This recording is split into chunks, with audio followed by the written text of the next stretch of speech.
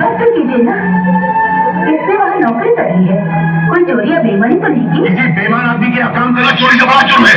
ये जुर्म उस वक्त होगा जब ये भी कोई जुर्म करेगा, लेकिन मेरा बेटा ईमानदारी से काम करेगा, शराफत की रोटी कमाएगा। देखो लक्ष्मी, तुम आज इसकी हिम्मत बढ़ा रही हो, कल पछताओगी, याद रखना। नहीं, मुझे अपनी औलाद पर पूरा विश्वास है।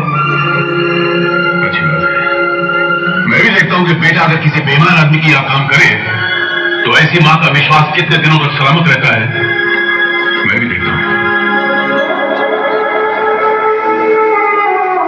बेटे, ये एक हमारी जमीन का प्लान है, पसंद आया तुम्हें? अच्छा है। एरिया के हिसाब से आप लोगों ने एफएसआई बहुत बड़ा चढ़ा कर दिखाया है, म्युनिसिपल कॉर्पोरेशन से पास नहीं करेगी। बेटे, अगर तुम इस प्लान को अपने पिता गंगाराम से पास करवाता तो समझ लो कि तुम अपनी जिंदगी के इम्तिहान में पास हो। विजय, इस काम के हो जाने के बाद हम तुम्हें एक ऐसा तोहफा देंगे जो तुमने अपनी जिंदगी में अपने सपने में भी नहीं सोचा होगा। ये तुम ये प्लान पास करवाने के लिए मेरे पास आए हो? ये जमीन जिस पर मुश्किल से 4 मंजिला इमारत नहीं बन सकती, तुम इसमें 10 मंजिला इमारत बनाना चाहते हो, और साथ में प्रेम कुमार घटिया सीमेंट कंपनी इस्तेमाल करके हजारों इंसानों की जिंदगी से गिर जाए। पिताजी, ये मेरी जिंदगी का सवाल है, आपके एक दस्तखत से मेरी जिंदगी बन सकती है। विजय, तुम्हारी जिंदगी बनाने के लिए मैं अपने ईमान को नहीं बिगाड़ूंगा। तुम अपने बाप को अच्छी तरह जानते हो, अपना सर कटा देगा, अपना खून बहाएगा, मगर इस बेईमानी के कागज पर स्याही नहीं बहाएगा। तुम्हारी हिम्मत कैसी है खड़ी डालने का मेरे पास? अरे यहाँ पर आपका भाषण सुनने नहीं आया हूँ पिताजी, सारी जिंदगी गुजर गई आपका खोखला भाषण सुनते सुनते। क्या दिया आज तक आपकी ईमानदारी और शराफत ने आपको? जब से होश संभाला है, माँ के तन पर 2 साड़ी के सिवा तीसरी साड़ी नहीं देखी। त्योहार आता तो लोगों के घर में घी के दिए चलते, लेकिन इस घर में मट्टी का दिया बड़ी मुश्किल से चलता। पिताजी, सारी जिंदगी दाल, सूखी सब्जी और रोटी के अलावा क्या पका इस घर में? कितनी बार कहा आपसे, इस खंडर जैसे मकान को, इस मरूद मकान को बेचकर कोई नया मकान ले लीजिए, मगर सिर्फ नहीं, बुजुर्गों की निशानी को बेचा नहीं जाता। ये जवाब देकर मुंह बंद कर दिया आपने। स्कूल से लेकर कॉलेज तक सारी जिंदगी कॉम्प्लेक्स का, एहसास कमतरी का शिकार रहा। लड़कों के अच्छे अच्छे कपड़े देखकर, उनकी मोटरसाइकिल, उनकी गाड़ियां देखकर मन ही मन चलता रहा। हाँ, खुद को बोलता रहा कि ऐसे कंगाल गरीब घर में जन्म लेने से तो बेहतर था कि मैं जन्म लेकर मर क्यों नहीं गया। तो मुझे बोलने दो। और सब किया मैंने आज तक। आज जब पैसा कमाने का मौका आया तो आप अपनी ईमानदारी का भाषण सुनाकर अपनी तरह मुझे भी कंगाल बनाने की कोशिश कर रहे हो, मगर नहीं, मैं बनने वाला नहीं। मुझे पैसा चाहिए, दौलत चाहिए, जो इसके लिए मुझे जमीन और आसमान आपस में क्यों ना मिलाना पड़े, मैं मिलाकर रहूंगा। पिताजी, अगर आज आपने इन कागजात पर दस्तखत नहीं किए तो मैं इस घर को हमेशा हमेशा के लिए छोड़कर चला जाऊंगा। ये लेकर जाओगे बेटे? तुम तो पहले ही जा चुके हो। अपने आप को एक दौलत वाले की मंडी में बेचकर आज बहाना बनाकर हम लोगों से रिश्ता तोड़ के आए हो। मैं जानता हूं बेटा, मैं सब जानता हूं, लेकिन मेरी एक बात याद रखना बेटे, तुम्हारी उम्र मेरे तजुर्बे से बहुत कम है।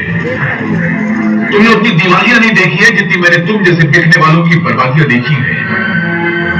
एक दिन आएगा जब तुम छाती पीट पीट के दुनिया को अपनी बर्बादी का किस्सा सुनाना चाहोगे, प्रवास सुनने वाला कोई नहीं होगा। सिर्फ रोने वाले तुम होगे, सुनने वाला कोई नहीं होगा, कोई नहीं होगा। ठीक है,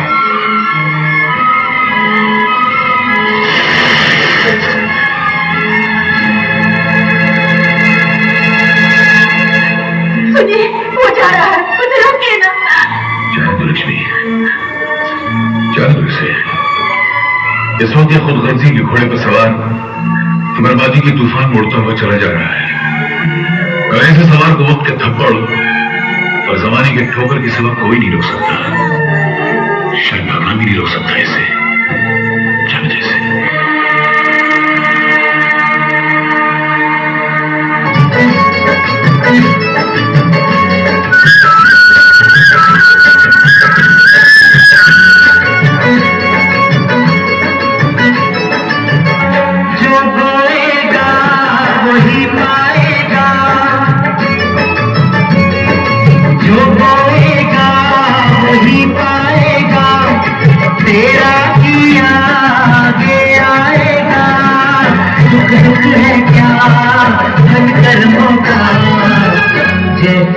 भरनी वैसी भरनी, जैसी करनी वैसी भरनी।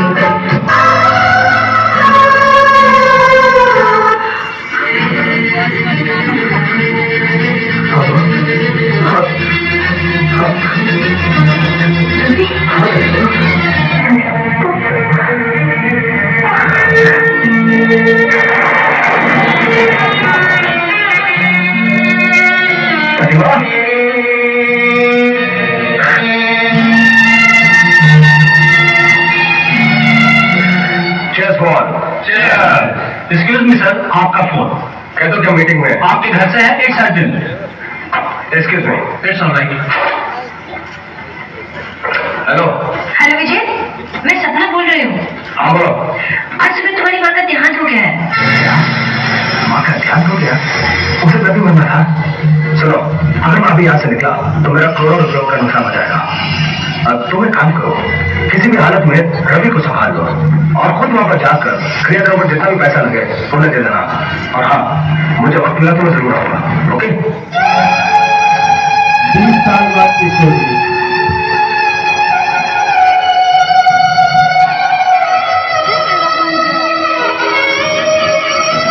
स्टोरी 20 साल आगे पहुंच चुकी है।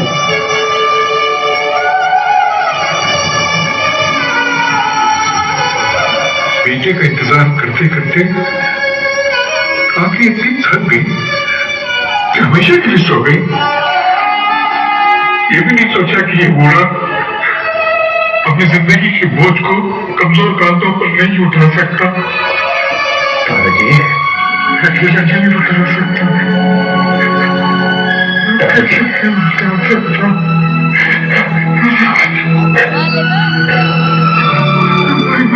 बाजी, अरे बाजी, ये क्या हो गया बाजी? आप हमें छोड़ के क्यों चले गए बाजी? हमें सोचे आपकी सेवा करने का मौका तो दिया होता बाजी।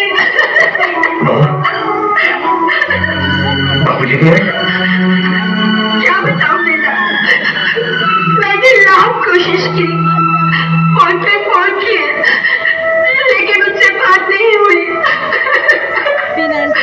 हाय, उनको तो ये भी नहीं पता होगा क्योंकि माँ का देहांत हो गया है।